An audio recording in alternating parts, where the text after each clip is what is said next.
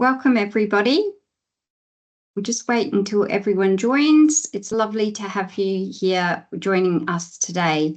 My name is Beth Worrell, and I look after Responsible AI and the Responsible AI Network for the National AI Centre, which is part of the Department of Industry, Science and Resources.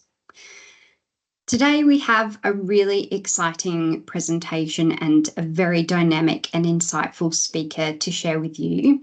Megan Motto is the CEO of one of our partners, which is the Governance Institute. We are delighted to have you, Megan. Thank you for joining us and spending time with us today to share some of the insights that you have on AI and ethics as part of the ethics research that was done at the end of last year. Before we get started in the actual content, I do want to pause to acknowledge the traditional custodians upon the lands of which we meet today. I pay my respects to elders past, present and emerging, and extend that respect to any First Nations people on the call with us today. I am joining from the lands of the Kaurna people, where it is blisteringly hot, so I hope it is much nicer wherever you are today. Before we get into the presentation from Megan, I do want to tell you a little bit about the National AI Centre.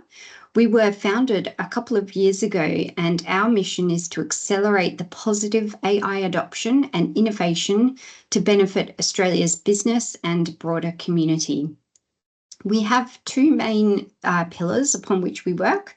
So we do a lot to advance responsible AI, and I'll tell you a little bit about some of the work that we're doing in that space, right across every industry and business and organisation type.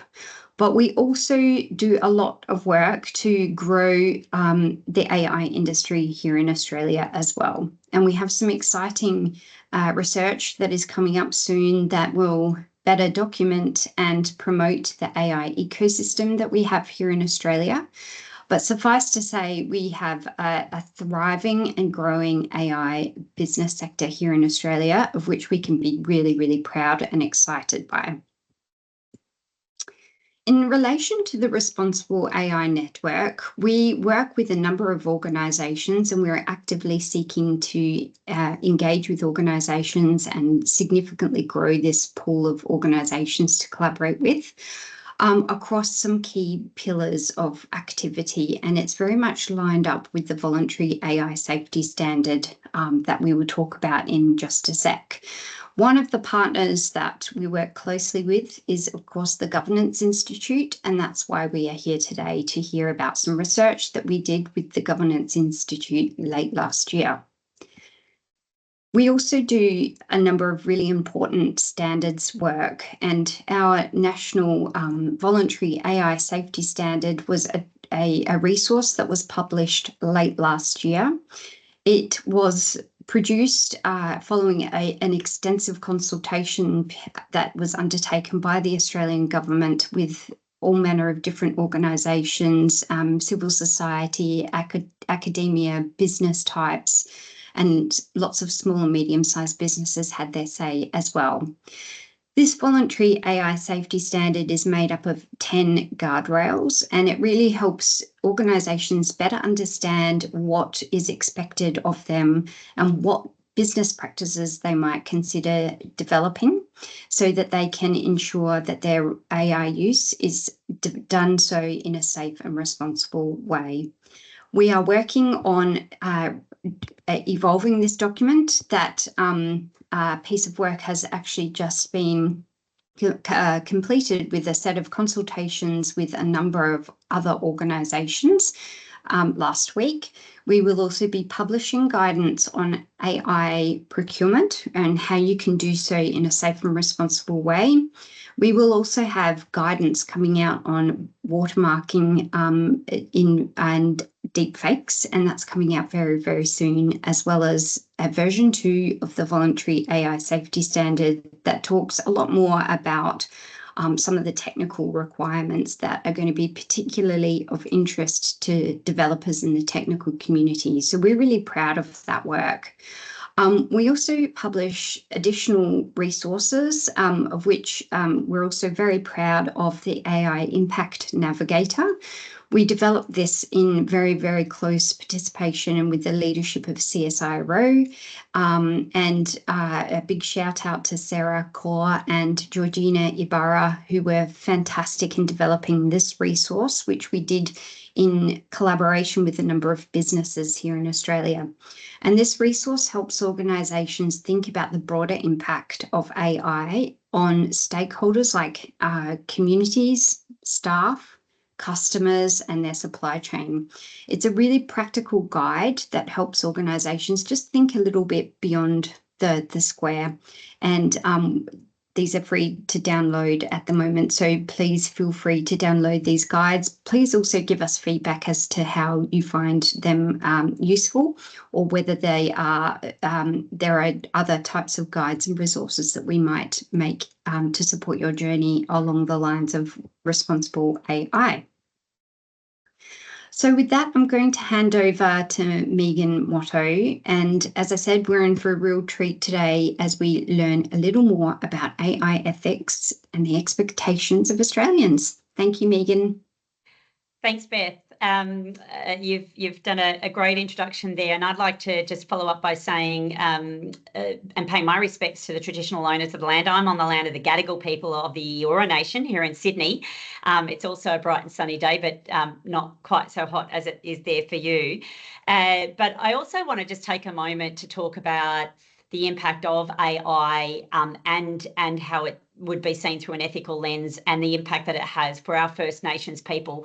We'll come on to it in a moment, but of course one of the risks of AI is the risk of bias in data sets. And one of the things that we also know is that we have a disadvantaged First Nations community in terms of many of the data sets that are held about them and the bias that has been in data collection in that community for a long time. So I often reflect on the compounding of that sort of disadvantage that can come through in areas of bias and how we've collected and collated data sets in the past. So it's just something to think about when you're thinking about disadvantaged groups, be it our First Nations people or other disadvantaged groups, and about the compounding effect of some of the risks associated with the deployment of AI. Look, a little bit about the Governance Institute of Australia, for those of you who aren't aware. We are the professional institute for people who work day to day in governance. We had our roots, and our history came out of really the corporate company secretary professions, and we still have lots of members that are company secretaries or working governance teams in organisations. But increasingly, I think corporate Australia is recognising the importance of governance, and we're going to talk a bit about that today.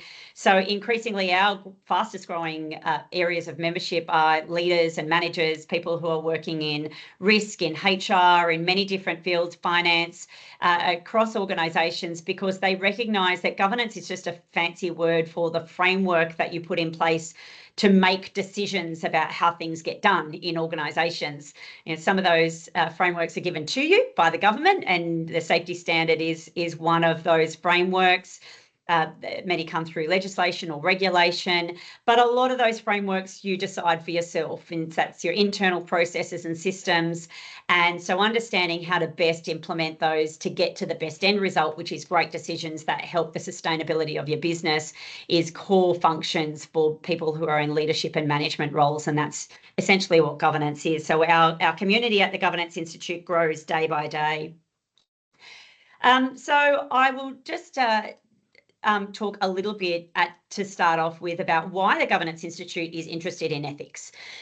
We know that the world works because we have trust in institutions, whether that be corporate institutions, government institutions. We have rules and frameworks which give us trust in our systems, and that's the way the world can continue to interact. So a classic example, I go to Burger King, I know that the burger that I'm going to buy is reasonably safe because there's health safety standards. I know that the customer service experience that I get is going to be somewhat regulated by business regulation, competition policy, consumer policy.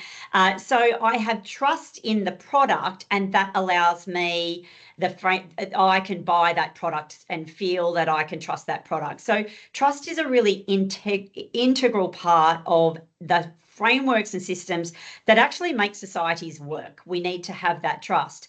And one of the flip side of that trust is our belief that we are ethical and that we have those ethical frameworks. So the Governance Institute is really interested in ethics because it is a foundational principle for organisational structures, for social structures, and to help our society operate in a way that's conducive to standards of living and the benefit for all. So we're really interested in why the communities think the way they do about certain behaviours, professions, and our expectations with regards to ethics. And we also want to know whether society has that level of trust because their perception of how ethical we are is matching up with their expectations of how ethical they think we should be. So we really think that this is an important area for us to continue to explore. And that leads us to, I'll get to a moment in terms of one of the key components of our ethics index, but this is the reasons that why we feel that ethics is so important. It's a foundation that underpins decision making, but it's also the foundation that underpins the trust that we need to make our society operate effectively. So the Ethics Index itself from the Governance Institute will actually be, 2025 will be our 10th year of running the Ethics Index, which we're very excited about. And it's based on a survey of 1,000 Australians. It's conducted for us by Ipsos, which is a professional research house with very, very rigorous standards when it comes to their own research and how they conduct that research. And it's conducted online, and it gives us a reflection of the views of a broad spectrum of the Australian population.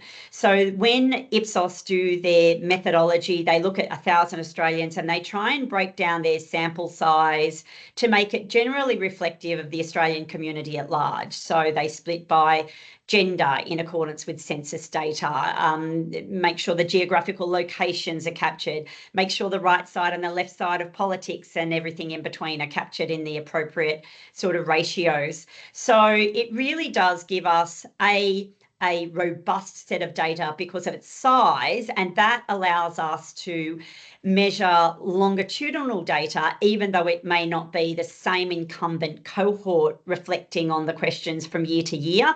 The size of the sample gives us the opportunity to reflect on longitudinal data, and it also gives us a really good representational data set because of its reflective breakdown in terms of the Australian demographic. So as I said, this year is the 10th year for our survey, and we're very, very excited as we continue to move along.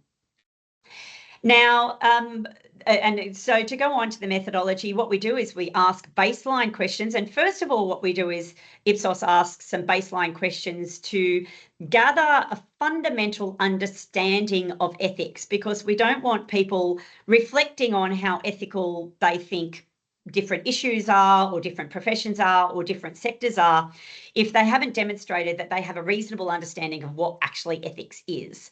So there's a couple of baseline questions that we ask before Ipsos allows people into the survey. And when I say we, I really mean Ipsos. I'll use that language a little bit interchangeably. But we do get an understanding of whether someone understands the concept of ethics before we then allow them to complete the rest of the survey materials to make commentary about ethics. We then ask them a series of questions, and they would give us a response on whether they think it's very ethical, somewhat ethical, that sort of classic scale of 1 to 5. And what that spits out based on an algorithm that sits in the background is an ethics scale, and it gives you a scale whether something is more ethical or less ethical based on how that is captured.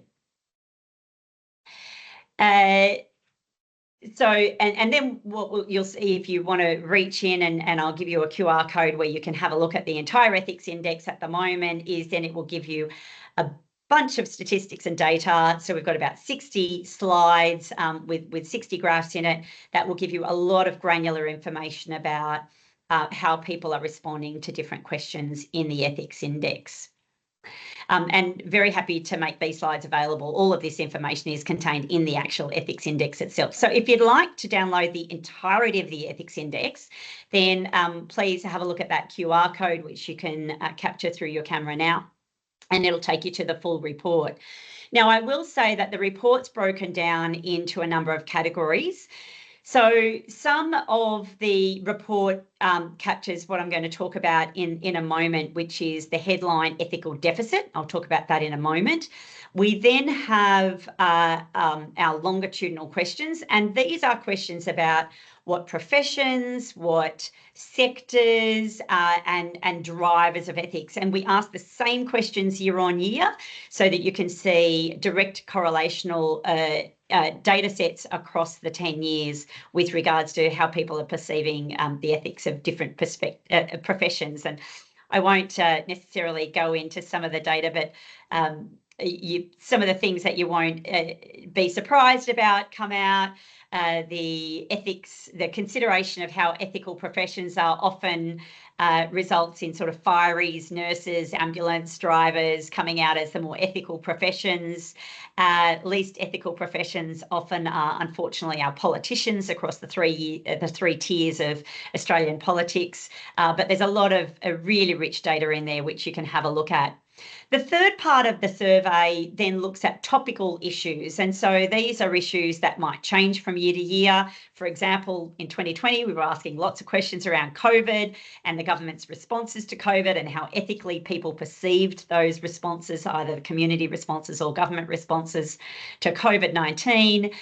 This year, it will not surprise you that the perception in 2024, when we did our data last year, of the top ethical consideration in 2025 is going to be the cost of living and housing. And you can certainly see that playing out in media commentary and in a lot of pre-election campaigning by the major parties about the cost of living crisis being something that's very top of mind for Australians in 2025. A couple of other things that came out of last year's 2024 briefing. 85, so this is not a percentage, but the ethics score, so we get an actual ethics score. 85 was the score, and that is of people that think that the importance of ethics is reaching an all-time high.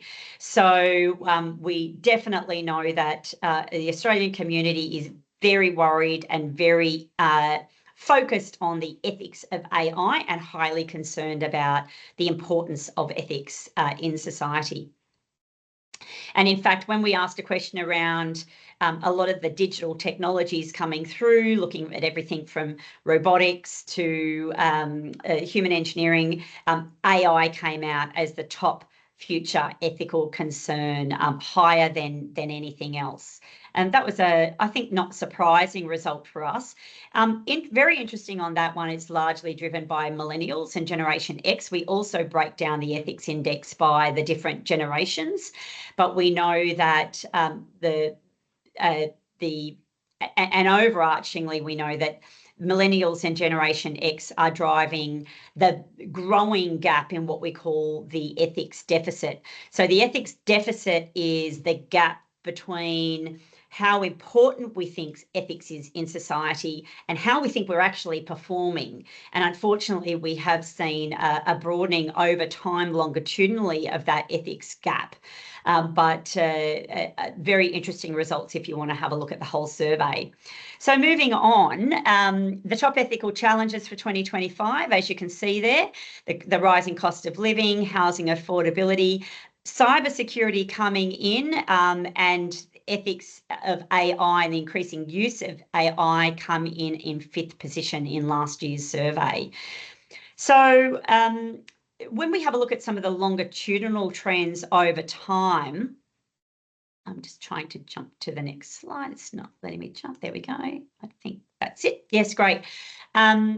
We have been asking about AI for a long time. We know AI has been in market for a long time, and we've been generally asking the question around how difficult do you think decisions around the deployment of AI are going to be in terms of their ethical considerations in the future? So you can see here that in 2020, we had around minus the 20 mark, a little bit of an inclined decrease over the years up until 2023. And then interestingly, coming back in 2024, a little bit more on the positive side, albeit still in negative territory, which shows people are concerned.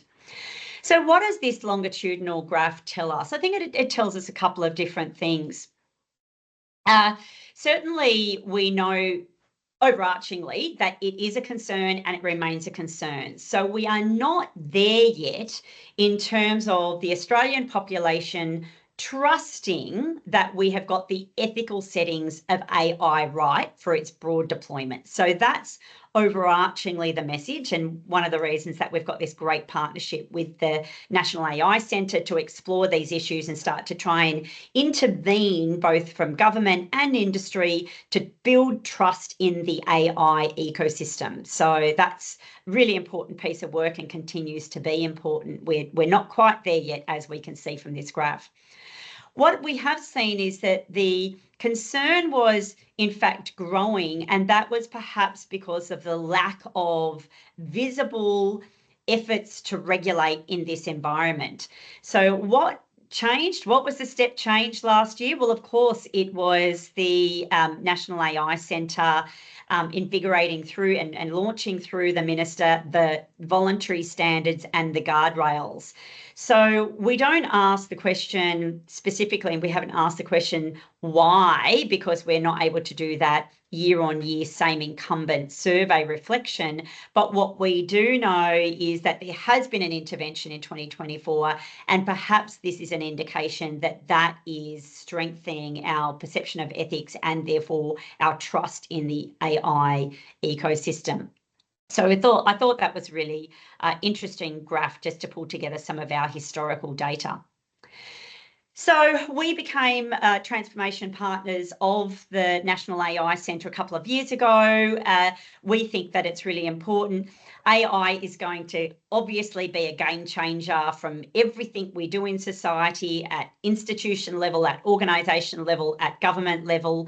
And to have trust in that system is a key part of governance, as we've said, and governance professionals are really thinking about not only how they capture the benefits of AI, but also how they mitigate the risks and think about how to deploy in an ethical and responsible way so that they have their long-term stakeholder trust and therefore a reasonable consideration of long-term sustainability for their organisations. That partnership has resulted in hot off the press. Beth's already mentioned the government's voluntary standard and the 10 guardrails. Interestingly, we were involved with the NAIC in a parallel piece of work, which was industry expert response to how to deploy AI safely and ethically. It just so happened that those two pieces of work dovetailed at exactly the same moment. So we were very quickly able to incorporate the safety standards and guardrails into our paper, which was released only a week after the Minister released the safety standards and the guardrails. So what our paper jointly does, it's a really complementary piece of work. It incorporates the guardrails, but also then sits that aside, expert commentary and expert advice from practitioners who are working in this space and thinking about how to engage AI and deploy it in their organisations in real time. So it really just reinforces the standards and presents a bit of colour and flavour around the practical application of how this is playing out in industry. So once again, do encourage you to have a look at that, piece of work. And obviously then we've been partnering with the National AI Centre, and we thought it was really important to start asking people about ethics of AI in a much more granular way. So that led to the release of this bespoke report, which is what I'm going to give you a little bit of flavour for today. So this is the AI supplementary report of the Ethics Index. If you want to jump straight to this supplementary report, then click on this QR code and this will take you to the supplementary report, which is specifically around AI. I'll leave that up for just a moment. So I'm not going to go through everything in that supplementary report in detail, but I did think that I'd take you through a couple of highlights and headlines, if you like.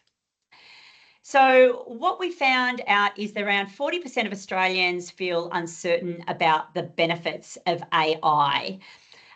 Interestingly, we then looked at how many Australians report that they regularly use AI on a sort of daily basis, and we found that that is at around 22%. I think very interestingly, outside of that, what we found is that people's perception of how ethical AI was highly correlated to how much they used it. So the more they used it, the more ethical they think it is. And so one of, I think, the practical applications of that is to encourage experimentation in safe spaces for organisations.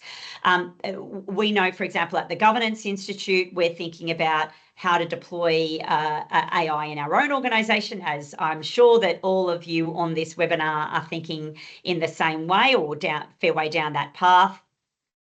And providing a co-pilot space or a safe space for experimentation and encouraging that experimentation and encouraging conversations around that experimentation become really important aspects of building trust and building the perception of ethics. So that was a really interesting thing that we found that didn't probably sit with what I might have assumed, and that is the more you know, the more you get concerned about its application. At this point in time, the correlation seems to be in the opposite direction. We looked at the sentiment of how AI is deployed in an ethical way. And what we found here is that it was quite polarizing. So you could see a lot of people in the middle there that neither disagree or agree that that AI is deployed in an ethical way. But we see a high proportion, 12% at strongly disagree and 22% at somewhat disagree, that think it's deployed in an ethical way. And then we've got 21 on the somewhat agree and 6% on the strongly agree. So if you bank that up, it's a little bit more skewed to the disagree than the strongly agree. We've got our work cut out for us in terms of convincing people that we have a plan and that we are going to deploy AI in an ethical way. Interestingly, this dovetails with some other research that's been conducted through the Australian Chamber of Commerce and Industry around the actual deployment of AI in organisations. And that research tells us, I think, largely what we would anecdotally believe, and that is a lot of organisations are taking the ostrich approach to AI, sticking their head in the sand, pretending that it doesn't exist, not really engaging with it for the benefit of their organisation. Alternatively, some organisations are right at the forefront and they are deploying AI in their organisation and encouraging the use of the AI in their organisation, but in many circumstances are not doing it having thought about the framework under which that might occur in their organisation. So there's no policy in place, no discussion happening robustly at the board about risks and how they might be mitigated. Often not even an audit or a stock take of how AI is already being deployed using free-to-air tools by their staff and what risks that might pose to the organisation, but also bubbling up some of the productivity benefits that that can have as well. So, organisations aren't really sure how it's being used. Often they're not really being in charge of how it's being used and leading from the tone at the top and having good policies and procedures. So we're still in this territory where there's a huge disparity in terms of how organisations are deploying AI, and that's definitely been borne out by the sentiment in the survey. So one of the things, and I talked about this before, education and engagement on AI is absolutely critical to improving the perceptions of how ethically it is deployed and used in organisations, but in society more broadly.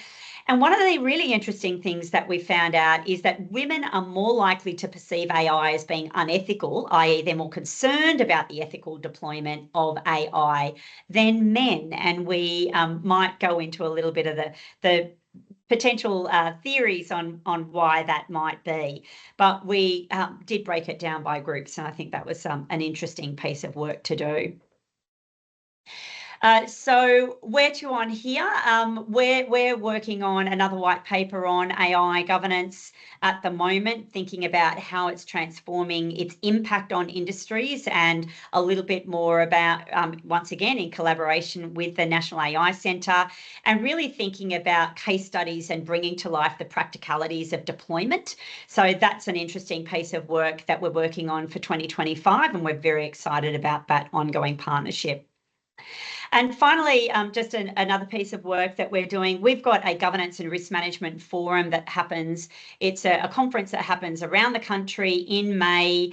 The dates are all there, and we would encourage you to sign up. The National AI Centre is going to be doing a session at all of our governance and risk management forum events on the ethics of AI and ethical and responsible deployment of AI. So we're very, very excited about that, because we know we've got to keep the conversation going and we've got to keep it alive. So very excited about that program coming up.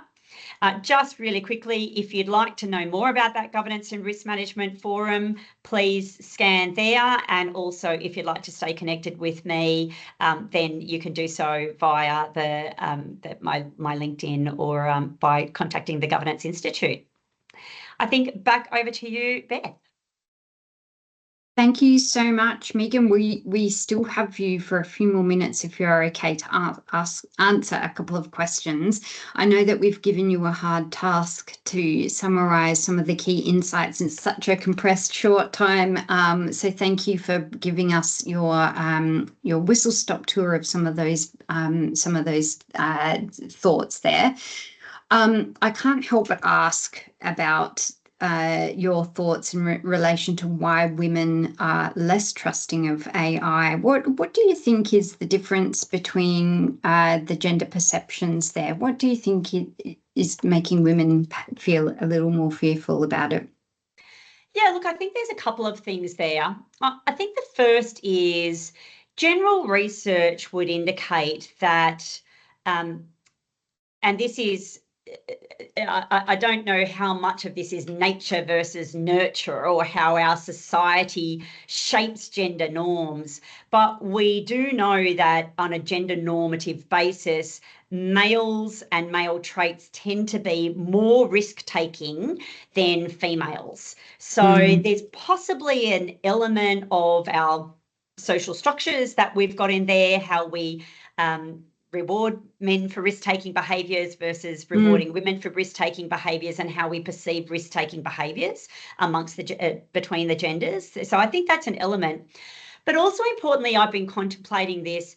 A lot of the conversation around the risks of AI are wrapped up with the concept of bias in data sets, and particularly around profiling different groups when it comes to the delivery of social services. So a lot of commentary on whether or not AI should be used for employment purposes, for HR.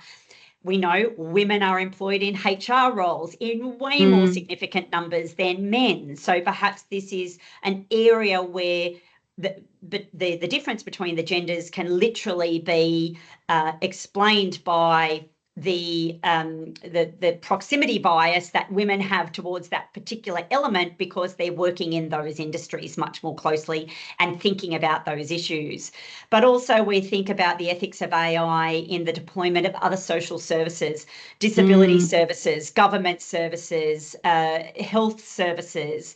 And generally speaking, once again, tend to be industries where women are employed in greater numbers at the coalface, but also where often women are making the decisions around and engaging with those services in higher numbers because of, once again, social structures in the household. So it may well be, and these are Megan's hypotheses. Right. We don't ask, the general population, why do you think women care more than men? So these are Megan's hypotheses. But I think that if you look statistically at engagement in some of those areas where the risk of bias coming in, we saw the risk of bias coming in other human services. So I think that that's probably what I would suggest might be going some way to that explanation. Yeah, I it's don't a think really, I don't think underlying women are more ethical than men no, per se. I don't think that there's any studies that would suggest women are more ethical than men, but there are some other elements of social conditioning that I think might play into that. yeah, fantastic insights. And I think part of the incredible value of this work that you're doing is the longitudinal perspectives that you can start to pull out as well as our attitudes are changing.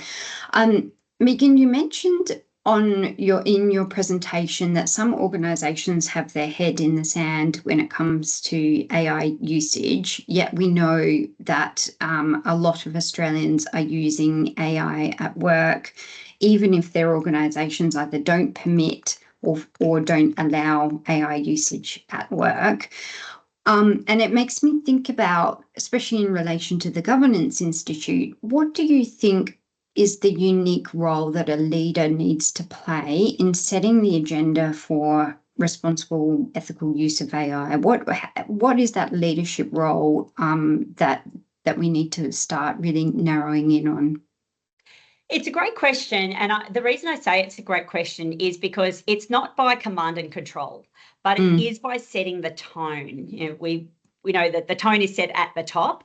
And I think leaders setting the right tone, and when I say leaders, it's not just boards of directors, but it's senior managers, CEOs, people like me. If you're going to talk about who's going to be an AI champion in the business, if your CEO is not at that table, then you're really starting from behind the eight ball as far as Yes. I'm concerned. Yeah. And that doesn't mean that the CEO has to be the techiest person in the room and Right. be out there using the product, but they have to be leading the conversation in an organisation. So, and I'll use the Governance Institute as a very small case study, if you like, of how that might play out in real life. The first is it is absolutely leadership's job to understand what is actually happening in their organisation and what risk exposures they might have. So if your people are putting protected IP materials on the open ChatGPT site, for example, that is a massive risk to your organisation. And you should be understanding what risks you have in that kit bag. So leaders' job's absolutely to do a bit of an audit, but it's to set the tone and the culture of the organisation to have people feel that it's safe to talk about how they're using AI. So in the Governance Institute, we've got an AI strategy, which is top down and bottom up. From a bottom up perspective, I'll start with top down. Obviously, from a top down perspective, we've looked at business problems that might be solved through the deployment of AI, whether that be internal chatbots or chatbots on our website to help our members with their experience or whatever it might be. So you think about a couple of strategies that you can start to experiment in, that you feel that you can control the risks, that they're reasonably manageable, and that you start to practice that from an organisational perspective from the top down. But there's also a bottom-up strategy, and that is to understand how our people are actually the best people in our organisation to understand and solve our pain points. Right. And this is where the internal efficiencies of AI can be instrumental in changing the way that we do things. So whether that's our membership joining process, whether it's our delivery of some of our internal processes around business case assessment, AI can be a game changer to help us walk through some of those processes.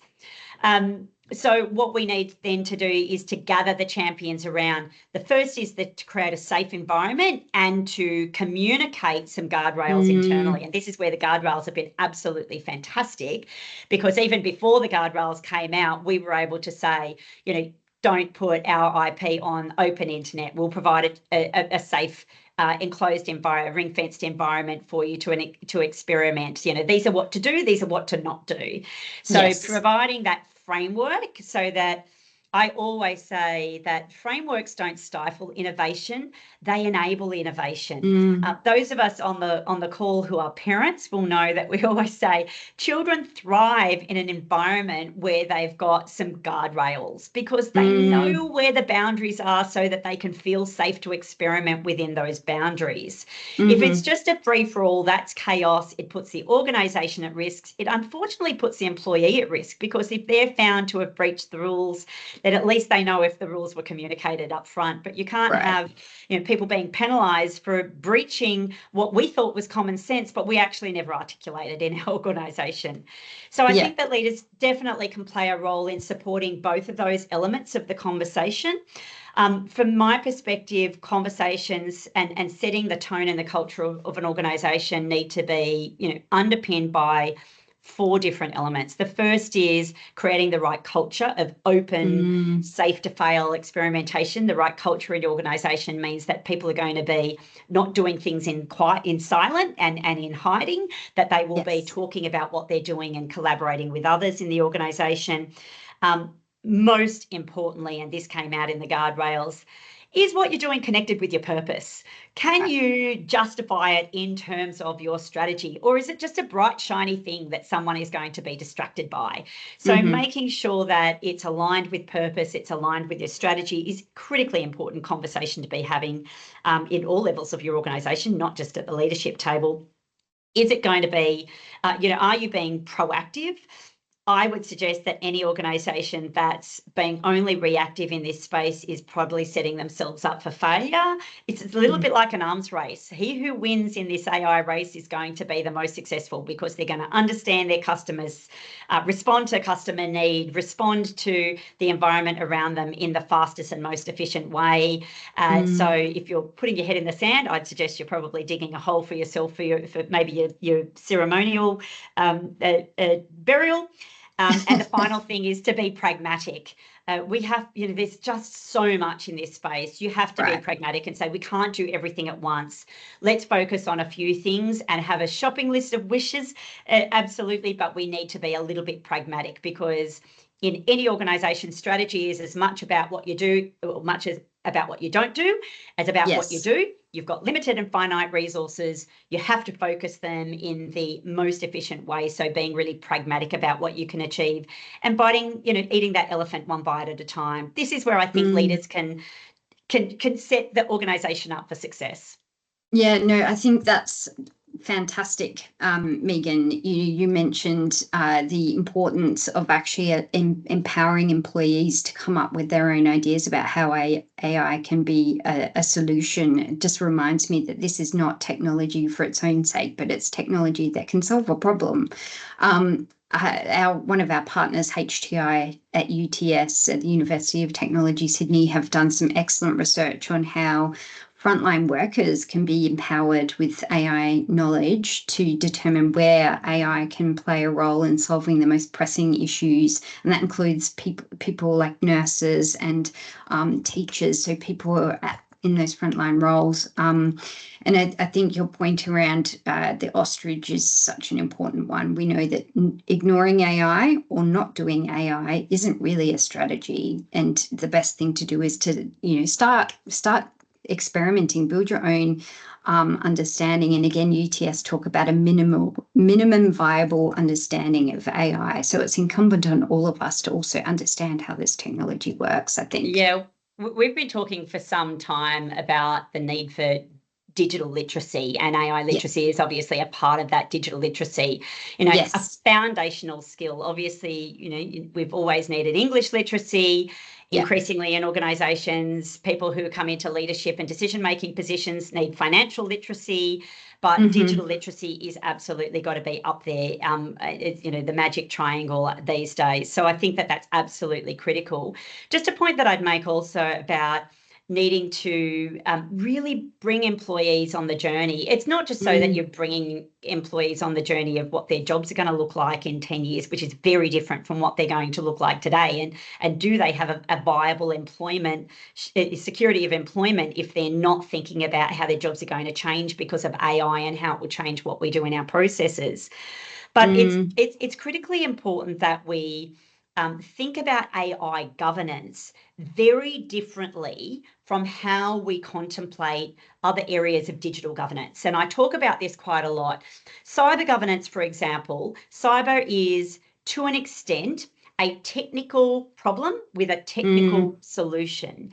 It definitely requires the engagement of everyone in your organisation, because we know that a lot of breaches come through employee error, clicking on the spam, so clicking on the phishing email, whatnot. So it requires the education of everyone in the organisation, but the framework for decision making tends to sit with the technical team. How are you protecting your assets? What's in the cloud? How are your passwords deployed? All of those things. The difference between cyber governance and AI governance is AI governance, and this is why I say leaders must have the conversation around how it's connected with purpose and strategy. Right. Because an AI solution is actually a business solution. It's a business deployment. It's a strategic deployment. And so the conversation doesn't happen with the technical team. Yes, they're part of it, because they will write the code in the background and they write the APIs between systems and all the rest of it, and engage with the technology side of it. But it's got to be had with marketing, with HR, with product developers, with your innovation team, with your strategy team. So the conversation around how to govern AI, this is where ethical and responsible AI comes in. It's actually a business strategy. It's not a technical strategy. Yeah, 100% agree. And, I couldn't agree more also on that comment of digital literacy, now including that AI literacy. I do want to go to Stuart Smith. And Stuart, thank you for popping so many excellent questions in the chat. You in the research, Megan, it does strongly highlight that the more you use and know AI, or at least have that familiarity with the tool, the more confident you are in the use of it in an ethical way. So it does suggest that the more we promote and encourage and support people to learn the tools, the more ethical they will perceive them to be. Do you foresee or expect that correlation could swing the other way as well? And so the more people understand how the tools work, the more they perhaps can appreciate how they could be used in a negative way. Or, we were having a little conversation about this just before around perhaps the parallels with cybersecurity awareness, and whether or not that might, the pendulum might swing. I just wondered if you might reflect on that question. Yeah, so I think that this is probably where we have to be a little bit cautious with the results of the survey, because that connection that we've made around, it seems that the more people use it, the more confident they are in the ethics of it. It's correlational as much as it's as much as it's causational. So there are other elements at play, and one of the reasons that we might see that pendulum swinging is particularly as, unfortunately, AI falls into the hands of bad actors and is deployed for spurious purposes. So the more people engage with AI in safe environments, i.e. ring-fenced environments, I think the more that they can build trust. However, that will be impacted by how AI is being deployed by others who aren't using it for the right purposes, and their experience of that and how that's communicated in society. So I think there possibly will be a swinging of the pendulum. The other aspect to this is, I think as we're all in an experimentation phase. By and large, a lot of people are using AI still in the experimentation phase, seeing what it can do. And that means you're prompting it to do reasonably safe things. A lot of people aren't prompting AI to do very out of the box things. And so it's as much around how you prompt AI. And I think, once again, most people are pretty ethical. And so they're being responsible in their use of AI at the grassroots level. But as organisations start to consider institutional use of AI, like take banking and finance, for example, if those right conversations aren't happening at the leadership level, bringing employees who are using the technology on the journey about how it's being used, then that's when we're going to fall afoul. You take a big organisation like Telstra. At the moment, they're using AI in really safe ways. It's bringing together different databases and explanatory notes and just piling it all in so that you, instead of having to contemplate 5 different procedural documents or policy documents of different phone systems and different phones, you're able to ask the AI a question, it does the trawling for you, and you're able to come back with an answer pretty easily. This is sort of pretty safe experimentation because it's based on materials you already have. Yeah.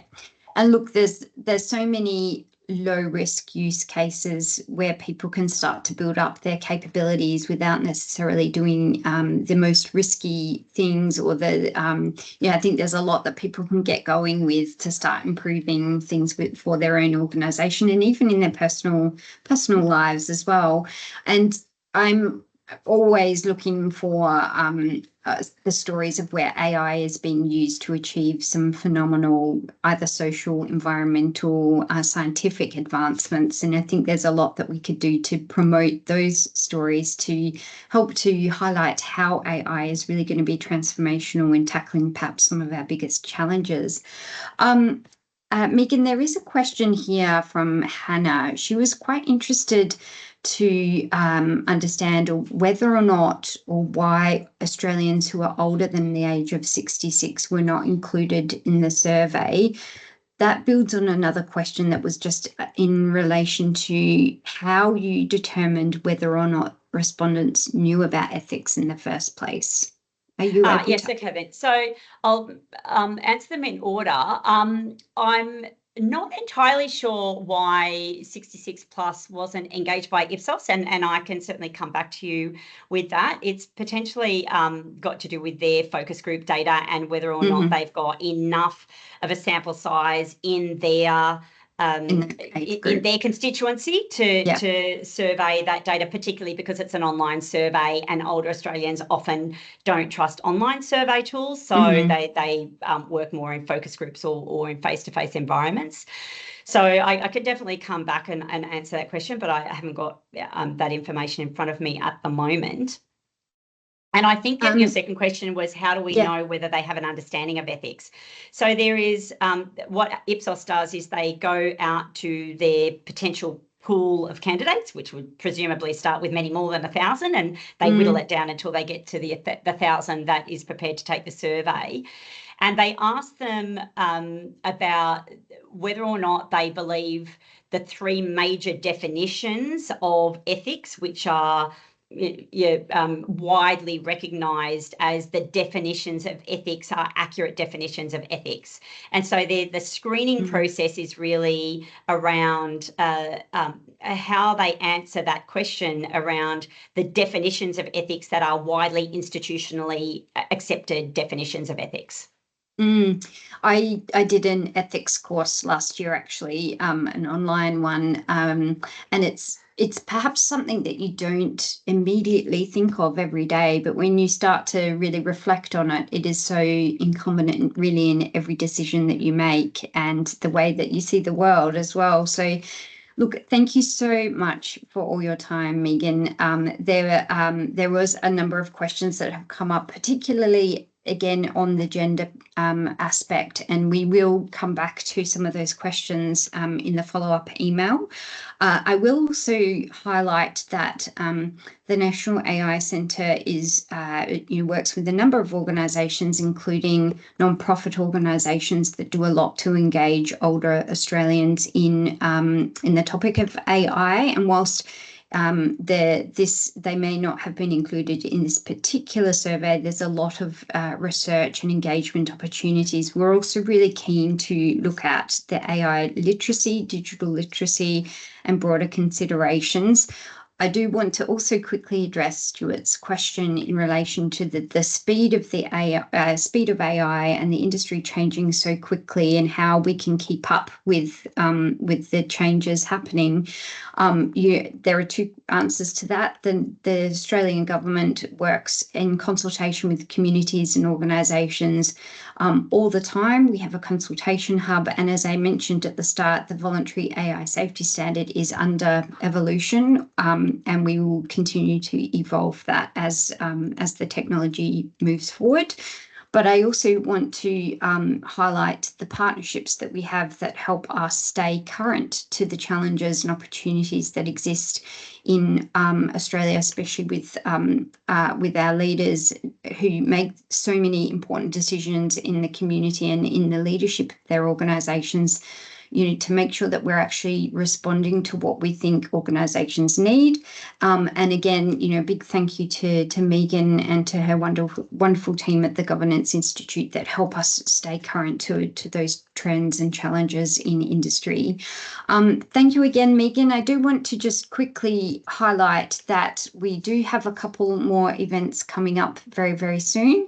We have another webinar in a fortnight's time with the team at the University Technology Sydney, so the team is specifically working in the Human Technology Institute, and they will be talking about the critical importance of people, skills and culture. And this is such an interesting topic that I think isn't always top of mind when we're thinking about AI being rolled out within organisations, but the role that a culture plays in making sure that technology lands and people are enabled to use the technology in their environment. We also have a number of free events coming up with with Standards Australia. So we ran a free standards workshop in Sydney. We have one coming up in Brisbane, which I think now is sold out. But the one available in Melbourne coming up on the 11th of March, we still have a number of tickets available. So if you're in Melbourne and you'd like to come along to that event, we would love to see you there. Hot off the press, we're looking at doing an event also in Perth and looking ultimately at running something online as well. So please stay in touch with the National AI Centre. You can follow us on LinkedIn. Please subscribe to our newsletter and to all of the information coming out of the Responsible AI Network. We would love to hear from you in relation to any questions or comments that you would like to share with us. And as I said at the start, the National AI Centre really does engage in consultation with the community. We have a consultation hub and our email address is here as well. So we thank you so much for your participation and your engagement in today's event, and I hope you have a good day. Thank you.